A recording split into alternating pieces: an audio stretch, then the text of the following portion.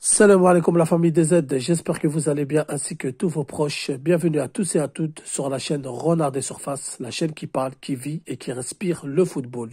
Les amis, je fais cette vidéo pour parler de notre international algérien Hadji Moussa qui vient de s'engager avec le Feyenoord, deuxième au classement de la Ligue 1 Pays-Bas pour un montant de 4 millions d'euros sur une durée de 5 saisons en provenance du club du Vitesse Arnhem, lui aussi qui évolue en D1 hollandaise.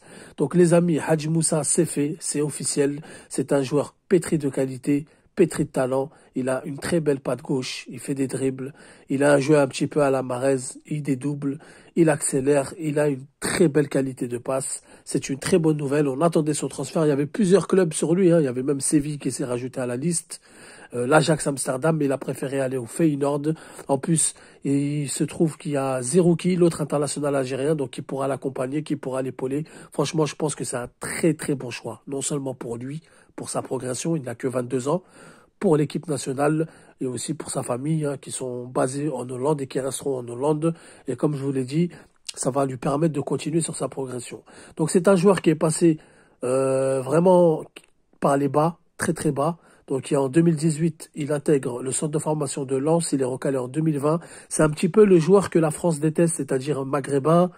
Je parle pas de raciste, mais je parle de façon d'être, c'est-à-dire le joueur maghrébin avec du caractère, un peu chambreur, dribbleur, le petit maghrébin des quartiers, etc. Donc il est recalé du RC Lens. Ces joueurs-là n'intéressent pas dans les centres de formation français. Ensuite, en 2022, il part signer un contrat senior à l'Olympique de Charleroi en Belgique. Ça marche plutôt bien, mais il décide un an plus tard de signer à Mas Mechelen, un club qui vient de monter en D2 belge, donc qui était en D3 belge. Il signe avec ce club. Il reste à peu près un an puisque le 1er février 2024, il est prêté au Vitesse Arnhem avec option d'achat. Donc là, on passe un palier, on passe un niveau. Il le disait lui-même à l'époque, qu'il sait où il veut aller, il sait où il est, il veut juste patienter et attendre le bon moment, le bon déclic pour se faire connaître. Donc le football, c'est aussi un petit peu par les connexions, par la chance, mais quand la chance se présente, en chance entre guillemets, il faut savoir la saisir et c'est ce qu'il a su faire, puisqu'en mars, un mois après, il connaît sa première sélection en équipe nationale d'Algérie, où là, ça le propulse un peu plus dans l'espoir, un peu plus dans la lumière, où il fait deux très belles rentrées, face à la Bolivie, face à l'Afrique du Sud, au stade Nelson Mandela de Baraké, devant quand même un public présent. Donc il joue sans pression, il joue sans relâche, et là, il signe au Feyenoord et il aura la possibilité de jouer la Ligue des Champions car le Feyenoord est deuxième du classement à 10 points du premier qui est le PSV Eindhoven et à 9 points de Twente avec un match en moins.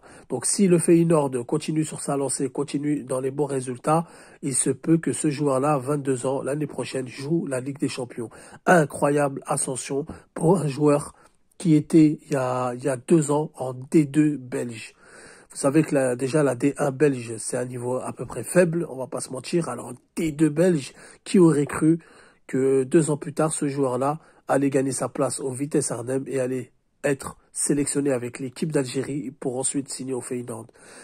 Lui, il a prouvé, de par son petit parcours, car rien n'a commencé non plus, rien n'est fini, mais il a prouvé aussi de par son petit parcours qu'il faut patienter, qu'il faut avoir la tête sur les épaules et la maîtrise de soi pour atteindre ses objectifs. Donc félicitations à Hadji Moussa, félicitations à sa famille et bien sûr c'est du bénéf pour l'équipe nationale d'Algérie, nous qui comptons sur lui. Donc voilà les amis, dites-moi ce que vous en pensez en commentaire. Sur ce je vous dis salam alaikum, que la paix soit sur vous.